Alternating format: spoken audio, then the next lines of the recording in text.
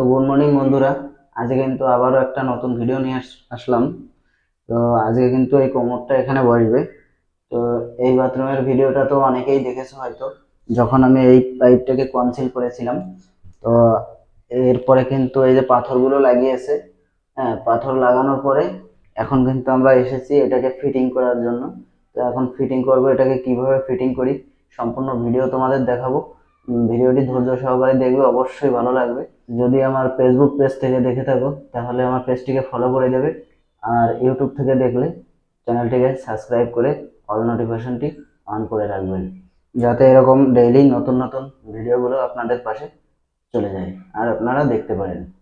তো সর্বপ্রথম আমার এইখানে কিন্তু এই কোমরটা লাগাতে গেলে এখানে এক্সট্রা একটা পাইপ লাগবে। সেই পাইপটা কিন্তু আমি মেজারমেন্ট করে নিয়েছি।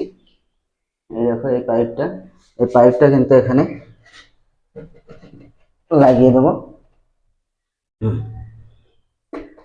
এইবার আমি কোমরটাকে এখানে লাগিয়ে নেব।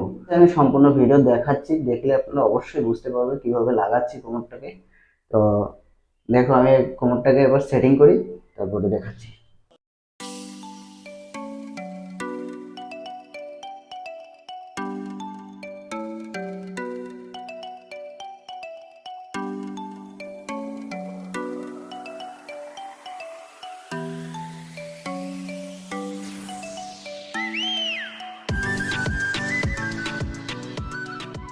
লেভেল ধরে নেব, কারণ কি টাইলসের কিন্তু ঢাল এদিকে আছে, এখান থেকে যে জলগুলো পড়ে যাবে সেগুলো কিন্তু এইদিকে ঢাল আছে, যার কারণে এদিকে কিন্তু একটু নিচু আছে।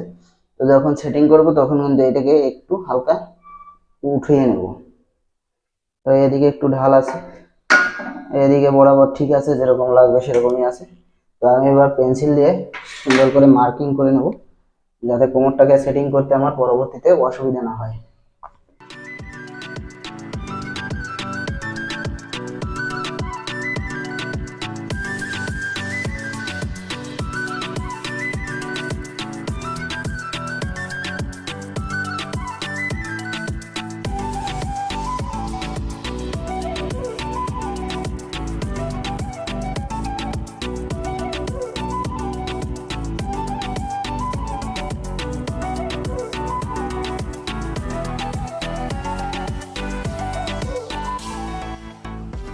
ব্যাস, কোমর সরে নিলাম।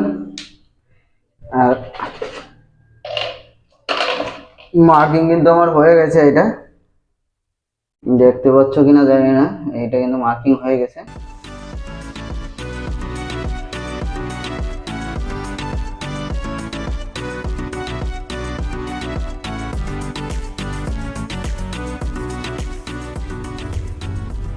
বন্ধুরা, আমি কিন্তু এখানে ফুটো করে নিয়েছি।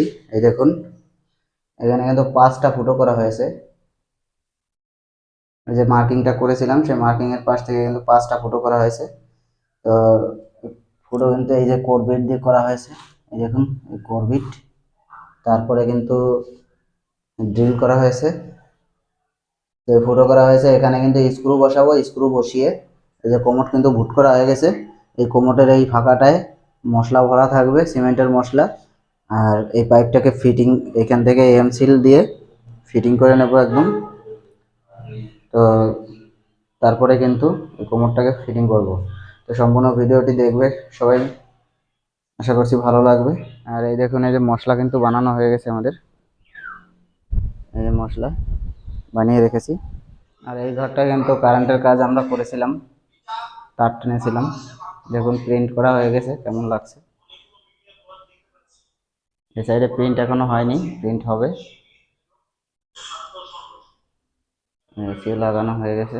তো বন্ধুরা, এবার কিন্তু এখানে কিন্তু নাটগুলো লাগিয়ে নেব।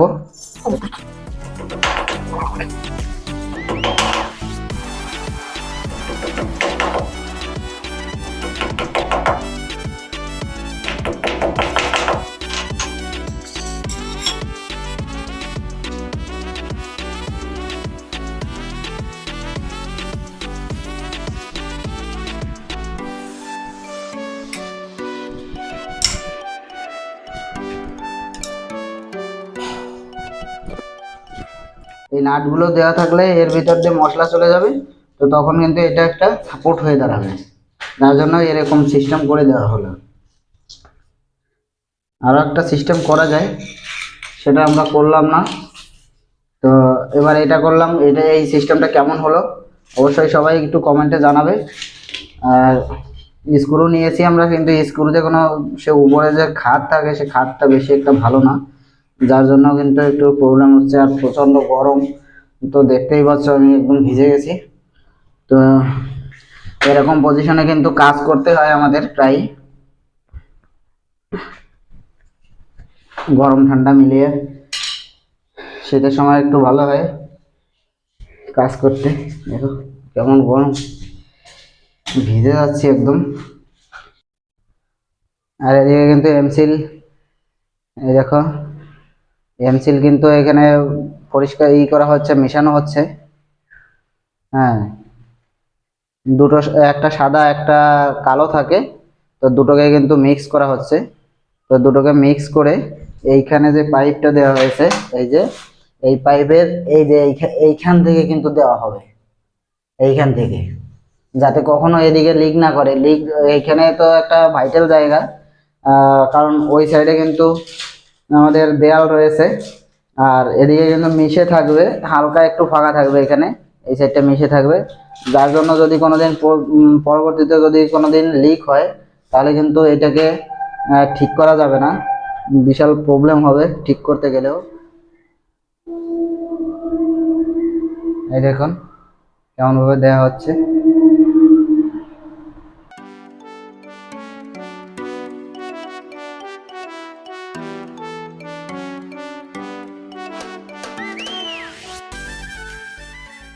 তো এইভাবে কিন্তু ফিনিশিং করে লাগানো হবে। আর এই যে পাইপের ভিতরে দেখতে পাচ্ছেন, এই যে এইখানেও কিন্তু লাগানো হবে।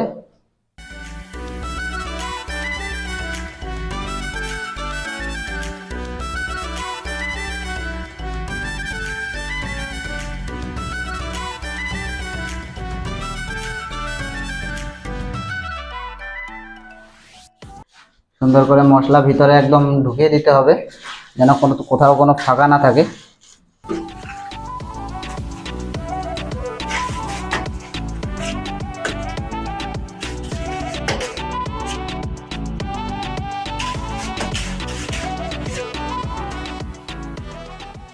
তো বন্ধুরা এবার মশলা কিন্তু দেওয়া হয়ে গেছে, এবার কিন্তু আমাদের কোমর ভুট করার পালা। তো দেখো আমরা কিভাবে ভুট করি, একদম দাঁড়াও, নাটে বাঁধবে। হ্যাঁ,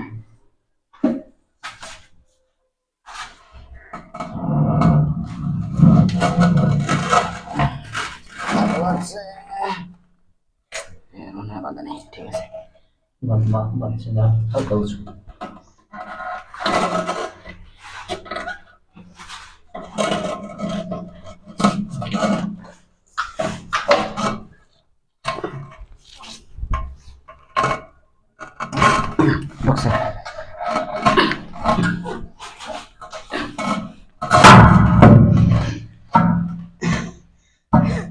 ভাবতলা না, এটা আমি সবসময় ভাবি যে এটা টাক না হবে।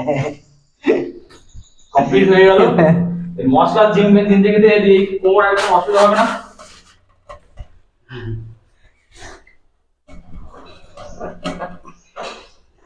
তো আমরা যে আগে যে মার্কিংটা করেছিলাম, এবার কিন্তু দেখবো সেই মার্কিংটাই আছে কিনা ঠিকঠাক। অনেক সরান লাগে মিশাইলে, দেখুন মার্কিং দেখেন। হ্যাঁ ঠিক আছে, না ঠিক আছে।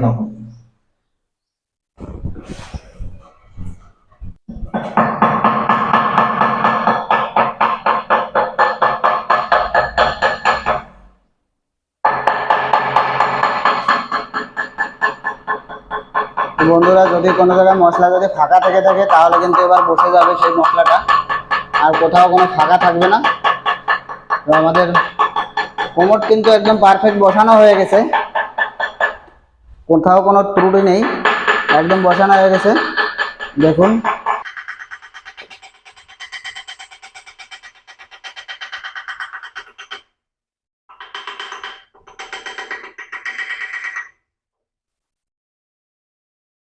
লাইক কমেন্ট শেয়ার অবশ্যই করবে বন্ধুরা।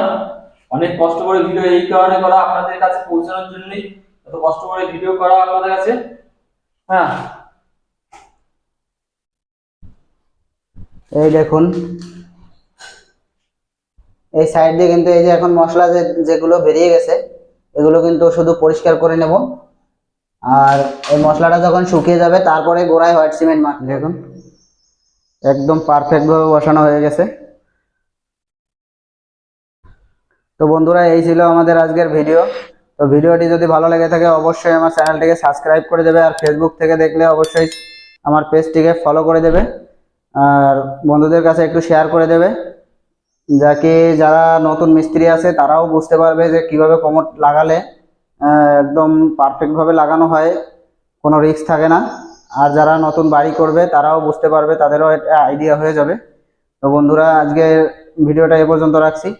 তো দেখা হবে পরবর্তী কোনো ভিডিও নিয়ে। ততক্ষণ পর্যন্ত সবাই ভালো থাকবে, সুস্থ থাকবে, আর আমাদের ভিডিও দেখতে থাকবে। তো ধন্যবাদ সবাইকে।